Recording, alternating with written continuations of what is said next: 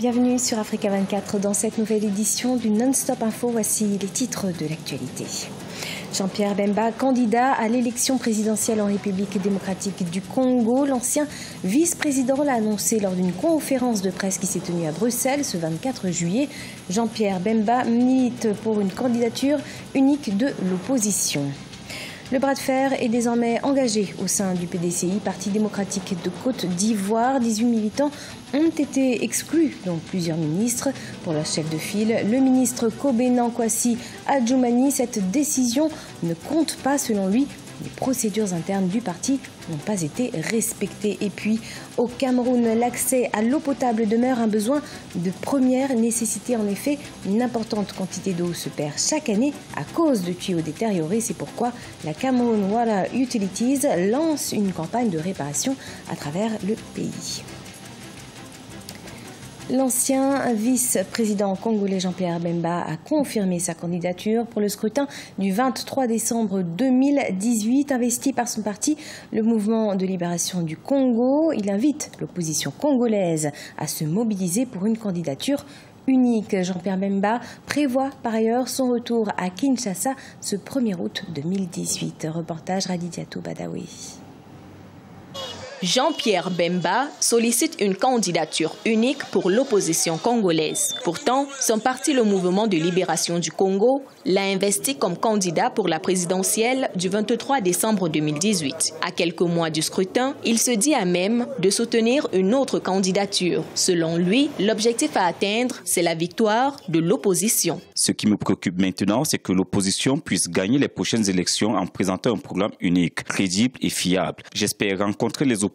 Nous n'avons pas le droit pour ce pays et pour ce peuple de nous diviser. Joseph Kabila ne peut plus se présenter, la constitution est claire et j'ai toujours entendu qu'elle serait respectée. Si ce n'était pas le cas, ce serait un désastre pour ce pays. Âgé de 55 ans et originaire de la région de l'Équateur, dans le nord-ouest du pays, Jean-Pierre Bemba demeure très populaire dans sa région natale. Aujourd'hui, il présente un programme de plus de 200 pages rédigé lors de ses 10 années de détention à La Haye. La candidature de Jean-Pierre Bemba représente une candidature pour l'alternance crédible. On est en face d'une personne expérimentée qui a déjà géré ses pays dans le privé par rapport à ses affaires et qui connaît le Congo dans son ensemble et les problèmes liés au développement de notre pays et il peut amener une contribution substantielle pour l'essor économique et bien entendu le minimum du bien-être social de la population congolaise. Pour l'heure, malgré la mobilisation de l'opposition, le parti au pouvoir, dont le leader est le président Joseph Kabila, n'a pas encore signifié ses intentions politiques pour la présidentielle du 23 décembre 2018.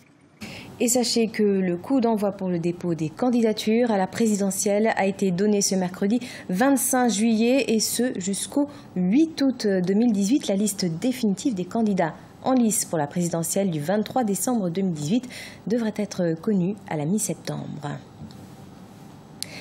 En Côte d'Ivoire, la création du parti unifié RHDP continue de semer la discorde au sein du PDCI d'Henri Konan Bédié. Le parti est entré dans une crise profonde en raison de l'exclusion, il y a quelques jours, de certains cadres pro-RHDP.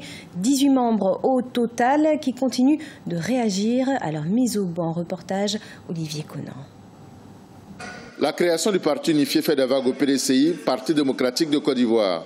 18 militants ont été sanctionnés pour avoir participé à la création du parti unifié RHDP, Rassemblement des oufouettistes pour la démocratie et la paix. Une exclusion que rejette le ministre Kobena Kwasi Adjoumani, revendiquant son appartenance au PDCI. Fondateur du mouvement sur les traces Oufoué, pour lui, la création du parti unifié est la suite logique de l'accord politique signé le 16 avril 2018 par le président du parti Henri Konan Bédié. Vous ne pouvez pas adopter l'accord politique créant le parti unifié et puis ne pas pouvoir endosser les textes qui régissent ce parti unifié-là. Mais c'est à la rédaction du document final qu'il y a eu problème, où le secrétariat exécutif est venu avec un document Donc la rédaction n'a rien à voir avec ce que le président Bédié lui-même il avait proposé. Il faut donner la parole aux militants de base qui sont favorables au parti unifié, selon le ministre Kobena Kwasi Adjoumani.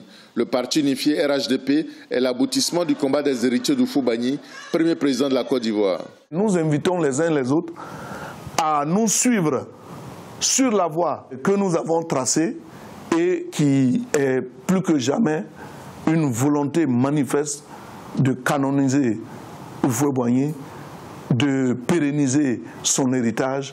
Ministre de la Production animale et des Ressources halieutiques, M. Adjoumani était secrétaire exécutif chargé de l'information et de la communication et porte-parole du PDCI.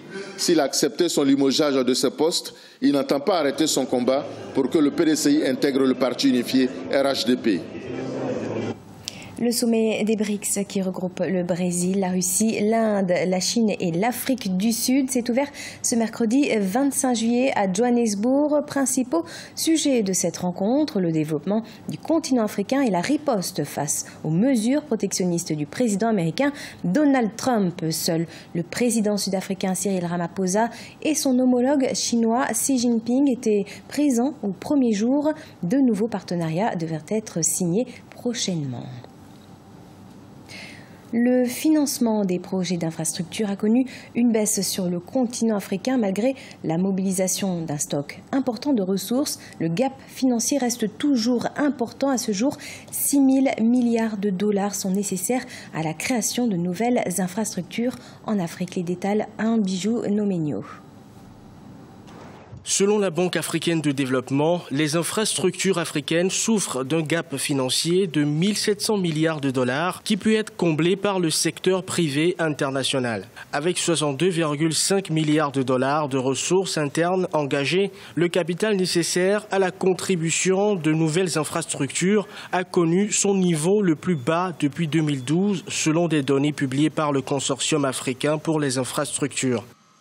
Le plus souvent, les projets ne sont pas mûrs. Ils ne sont pas bien ficelés, ils ne sont pas bien présentés, donc non bancables. Or, les investisseurs, ils ont besoin des projets mûrs qui ont une lisibilité et ils n'ont pas besoin de perdre du temps. Au niveau des pays africains, il faudrait qu'il y ait des bureaux d'études, des projets pour avancer vers les investisseurs.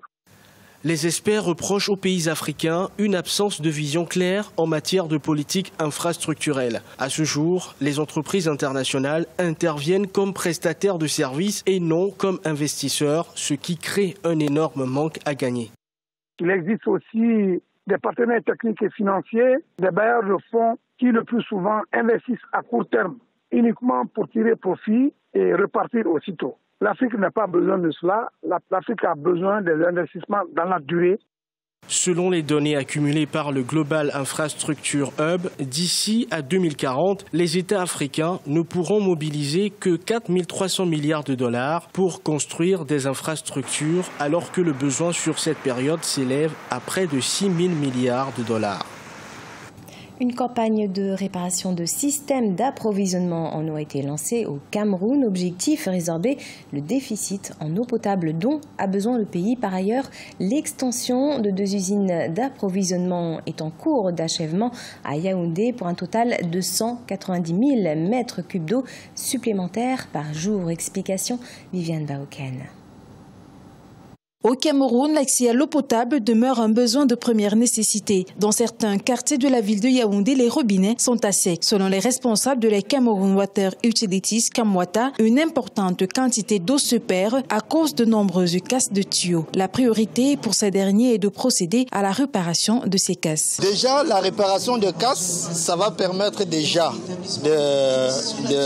d'optimiser déjà la quantité pour pouvoir servir en fait, ceux qui n'avaient pas déjà de l'eau, pour pouvoir donner de l'eau à d'autres personnes qui n'en avaient pas. Et après, au-delà des réparations, parce que ça, ce sont des mesures immédiates. Au-delà de ces réparations de casse, il y a des projets structurants. Sur le plan infrastructurel, l'extension de 2 usines d'approvisionnement est en cours d'achèvement à Yaoundé pour un total de 19 000 mètres cubes d'eau supplémentaire par jour. On a les 2 extensions de l'usine d'Akobniada qui sont en cours d'achèvement. Une usine produisant 35 000 qui est déjà opérationnelle. Donc on a déjà dans le volume d'eau de Yaoundé global, on a une augmentation de 35 000 m3. Et une autre qui est à venir, qui est en cours. Il y a une autre usine qui est en phase de mise en route qui va permettre dans les jours à venir d'avoir un volume de 55 000 m3 supplémentaires. Selon les statistiques, il faut en moyenne 250 000 m3 d'eau par jour pour satisfaire la demande dans la seule ville de Yaoundé. Ce journal a été préparé par l'ensemble de la rédaction. Merci de nous avoir suivis. Dans quelques instants, une nouvelle édition de l'actualité sur Africa 24.